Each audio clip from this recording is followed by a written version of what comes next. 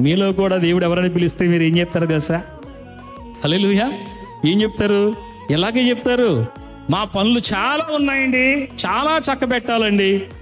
అంతా ఎందుకండి, ఈరోజు పునరుత్థాన దినం, మొదటి ఆదివారం, టకటకమంటూ పనులు పూర్తి చేసుకుని దేవుని సన్నిధికి రావాలని ఎంతమంది ఆసక్తి కలిగి ఉంటారు? ఈ రోజు కూడా చాలా పనులు పెట్టుకుని, చాలా వరీస్ పెట్టుకుని తీరుబడిగా రావాలనుకుంటారు. కానీ దేవుడు ఆనాటి భక్తులు పిలిచినప్పుడు వారు ఆలస్యం చేయకుండా వచ్చేసారు. మరి ప్రభు అంటున్నాడు, ఏమయ్యా నీ తండ్రి చనిపోతే మృతులను తమ మృతులు ఏం చేస్తారంటున్నాడు? పాతి పెట్టుకుంటారు అంటున్నాడు. అంటే దాని అర్థం ఏంటి? ఆల్రెడీ లోకంలో మీకు ఏమైనా అర్థమైంది ఈ మాట? మృతులు తమ మృతులని పాతి పెట్టుకుంటారు. ఏమంటే చచ్చిపోయిన వాళ్ళు చచ్చిన వాళ్ళని ఎలా పాతి పెట్టుకుంటారు? చచ్చిపోయిన వాళ్ళు పాతి పెట్టుకుంటారా? అంటే ఇక్కడ అర్థం ఏంటంటే ఆల్రెడీ అక్కడ ఆత్మీయంగా చచ్చిన స్థితిలో ఉన్న వాళ్ళు చాలా మంది ఉన్నారు. అతను చనిపోతే చూసుకునే వాళ్ళు చాలా మంది ఉన్నారు. అతని కార్యక్రమాలు చేసేవాళ్ళు చాలా మంది ఉన్నారు. ముందు ప్రాముఖ్యమైనది ఏంటంటే నువ్వు నా పని చెయ్యి. హల్లెలూయా.